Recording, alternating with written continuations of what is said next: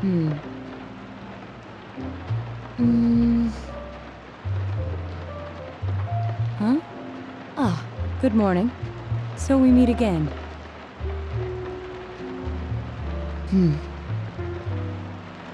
Oh. I apologize. I'm investigating the multiple murders that have occurred here. We're dealing with a kidnap and murder case perpetrated by someone lurking in this very town. For my part, I'd like to solve this case as quickly as possible. The police consider the matter closed. My cooperation with the police has come to an end. However, there are aspects of the case with which I remain unconvinced. I'd like to discuss the case with you, actually. Please. Thank you. I look forward to working with you, too. It may be best to keep this to ourselves. We'll have to do all the investigation from here on out. Well then, let's quickly review the facts. The suspect was having an affair with the first victim. It seems she was killed due to relationship troubles. There is no question that the culprit is the same in each case. Of all the victims, only 2 were killed. Since this is such an unusual case, I was absolutely convinced that other than the incident, there was one culprit. The police had an unusually large number of officers in their initial investigation of the first 2 incidents. Miss didn't, but otherwise the conditions are the same. Judging by their actions and body type, I'd say the culprit is definitely a man. It's after that that things get murky. There wasn't a single report of suspicious persons being witnessed to begin with. The latest victim, sincerely Naoto. In July, a boy living in Iniba confirmed a copycat murder. Also in April, Miss 𝘰𝘰𝘵𝘰 body was discovered. The police are looking into a motive for the murder. I'm not sure how to put it, but there's something that's been bothering me about him for some time now. The killer must have a connection to both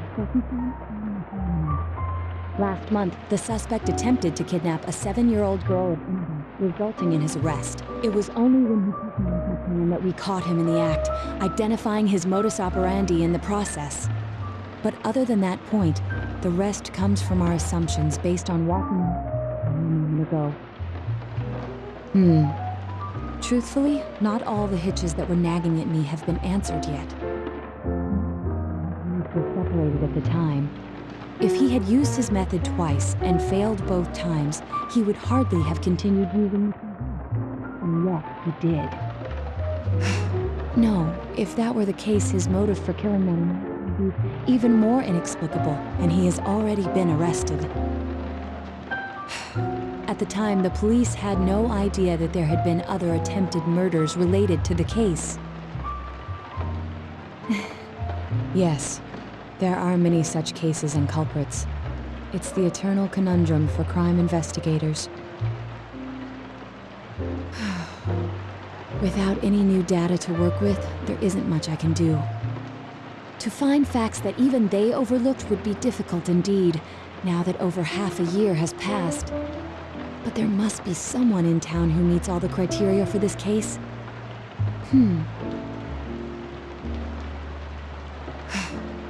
I need some fresh air before I give it more thought. I'll be outside. Huh? What is it? Oh. You're absolutely right. The rain would never stop. Well then,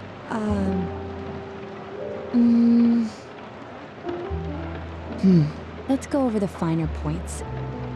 Let's put aside for now the matter of what that truly is. There's too little data to go on. Let's revisit those incidents and see if we can turn up fresh details. We know for certain now that the first 2 murders weren't doing. The question remains, though, as to how it will. At the time, I said even the victims who survived and were never released to the public are written here. The boy was initially thought to be the culprit behind all the killings, but later suspicion was thrown upon him. And going by the surrounding circumstances, and everyone else's were near identical.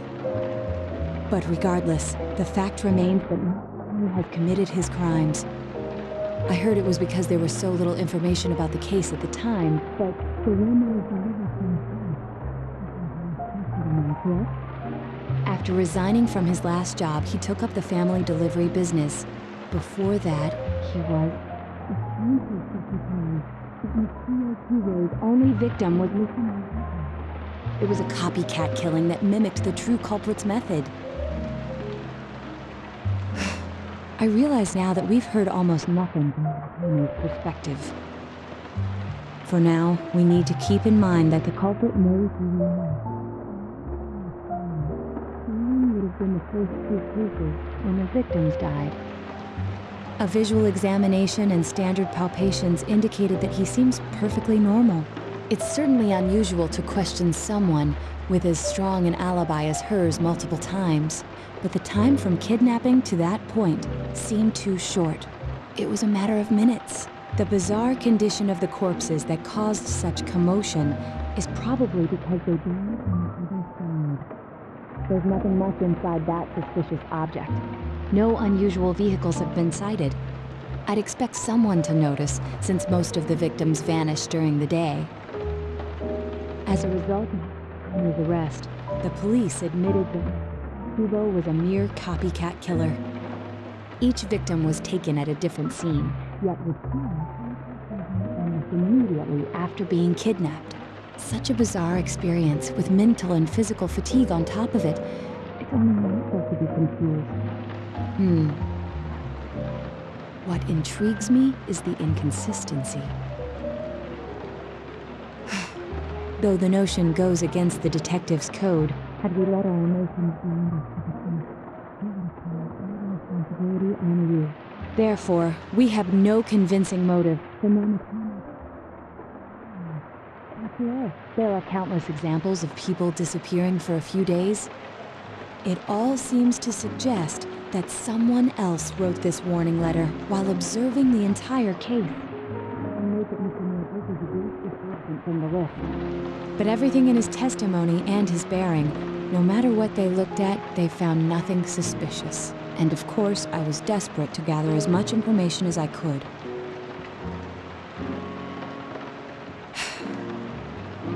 I believe the primary cause of my dismissal was because I raised it.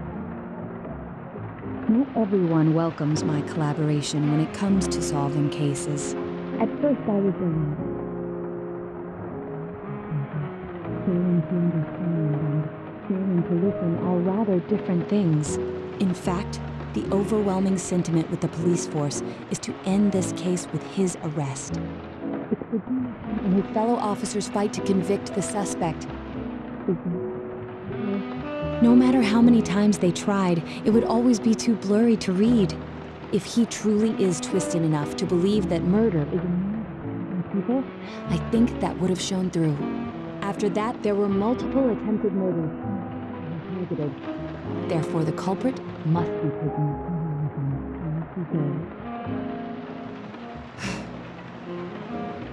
The is still confined to his hospital bed, so further interrogation has yet to commence.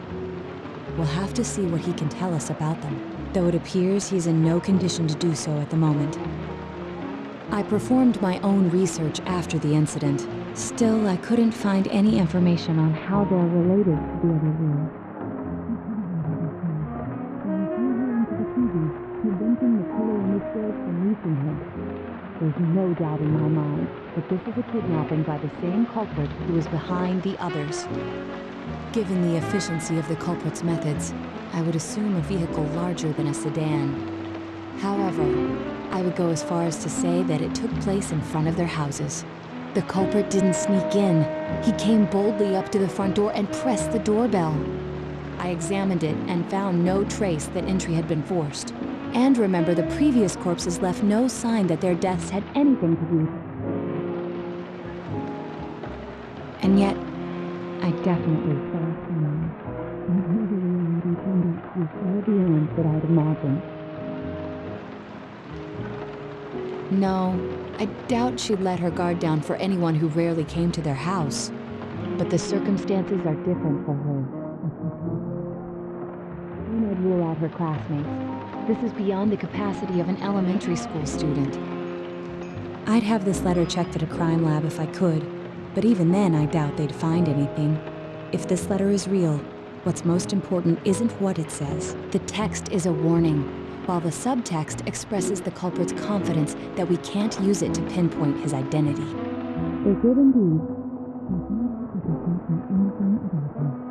Of course, the ones we are familiar with don't quite fit those definitions. There are some family-related issues as well. Before I didn't know why, only that it sounded a wrong note to me. Were that the only issue, then it would have resolved itself with time. Perhaps it's just my imagination, so I shouldn't speak too... dear God. I apologize. Something has occurred to me about the case, and I'd like to get his input on it.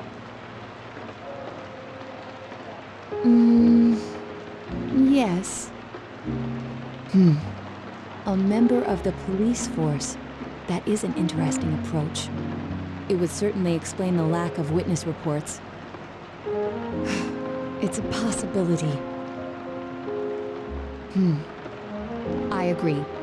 Then let us change our perspective slightly. This is what was written in an unofficial project document that I happened to come across. This will probably be the last time I write in this area.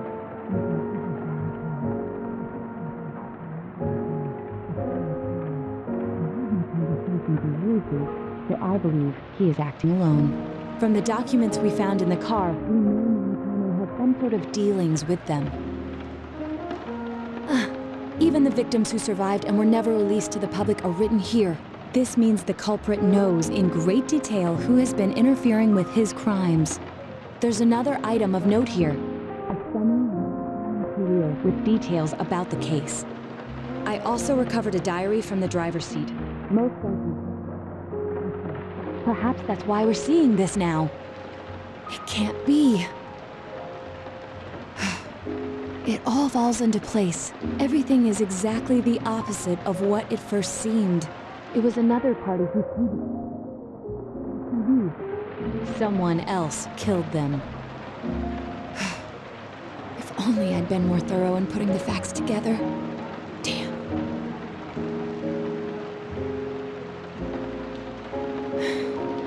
You're right. We should calm down and think rationally about this. All we know about him is his occupation, but I'd say that's enough of a lead to tell us where to go next. In any case, if we run out blindly, we'll have no idea where to begin. We must hurry, or we will miss our only chance to be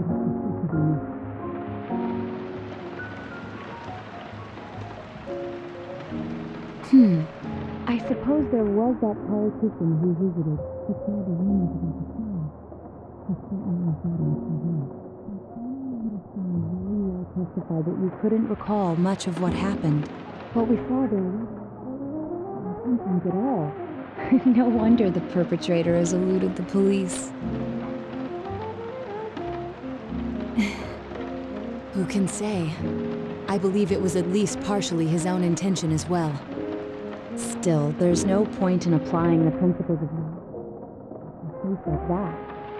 Which means their inexplicable condition of being homeless doesn't lead to the culprit making a statement. It's a simpler explanation than figuring out why the killer would risk disposing of the bodies in such a way. The police invested a great deal of effort into investigating this point. The police won't readily concede that they made false charges. All the more so if the accused is a juvenile. We have to keep him talking.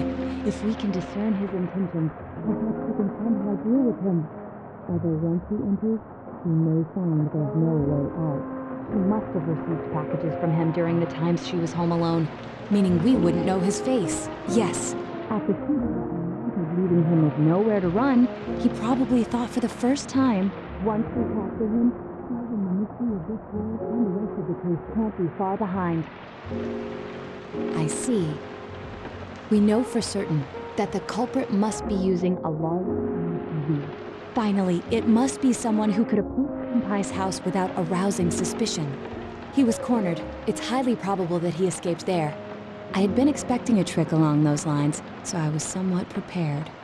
A thorough physical examination might be a good first step in figuring out what he is. I wonder, would that settle anything? I see. Now I finally understand. Everything makes sense now. It's the same reason no one ever reported seeing Monotoni's test. It will be enough for now. The only difference I see is the order in which the process occurred. And of all of us, home of a police detective, as well as be in a position to observe our actions periodically to some extent. And if it were a local company,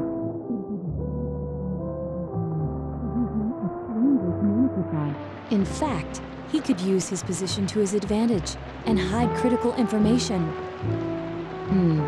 But the chances of him being the one are slim.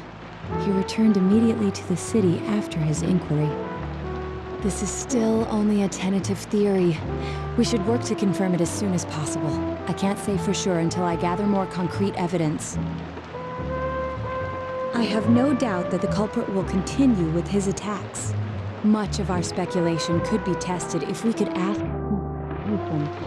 However, it looks like our only option is to stay patient and continue our investigation. We can only watch and wait for him to make the next move.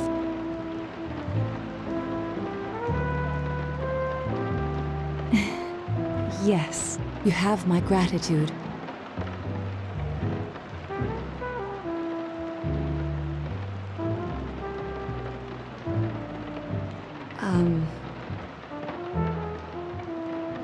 Let's remain together just a while longer. When I'm with you, I feel fearless.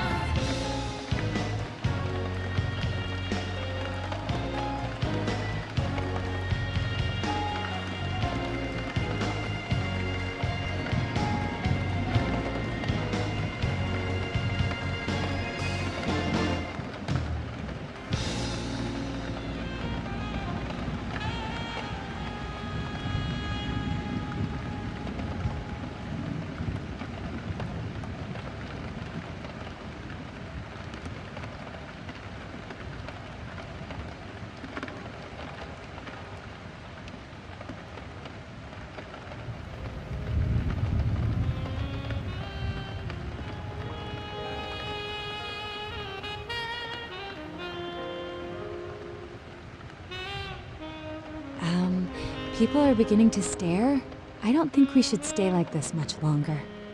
Let us go home. Huh? Me? With you? Perhaps another time. I have some things to mull over. Well then, until we meet again.